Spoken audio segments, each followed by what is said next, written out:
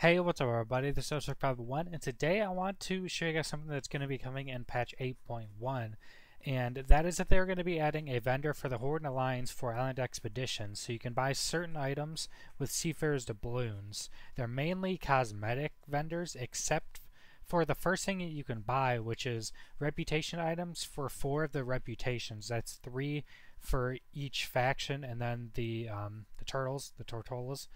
And you can buy all of these for 100 Seafarers doubloons currently. Now it's not live. This seems pretty expensive for 250 reputation, or 275 I'm pretty sure if you're human.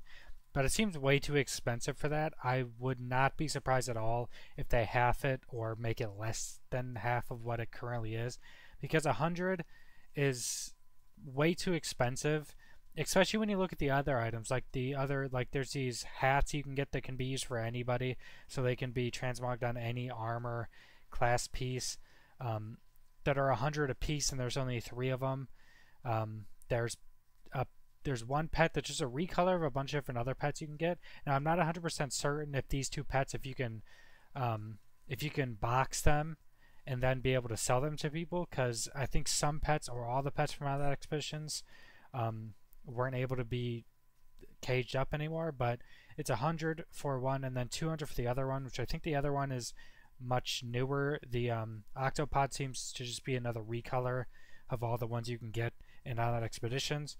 So I mean, those compared, you can get a pet for 100 when you're getting 250 AP from one of these items, or not AP, 250 rep.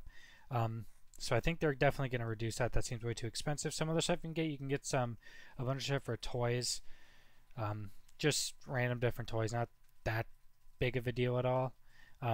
But then you can also get a recolor of the seahorse mounts. That's 500 doubloons. Now that's probably a correct price.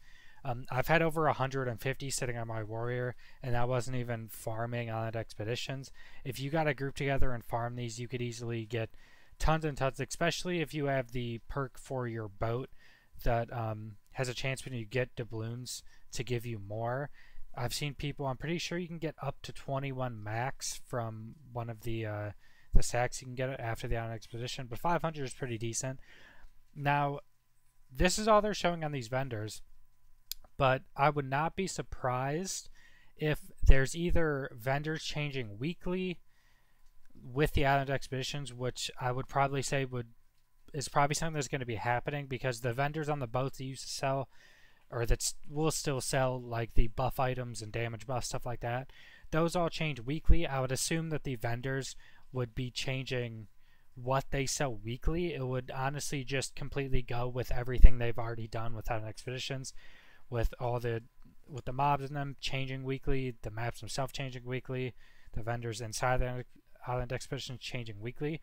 So I could easily see them changing and either having new items, more new items added, or adding items that are already obtainable through Island Expeditions but added here, so you have a way to get them that's a guaranteed way after playing enough, getting enough currency, instead of just having 100% RNG to get them. I could also see them adding stuff that possibly might be able to be sold, because they already have pets. I'm not 100% certain if you can sell them, but I could see them possibly adding, the transmog items that you can already get from Island Expeditions to be able to sell in the auction house. So this possibly can be a way to make gold.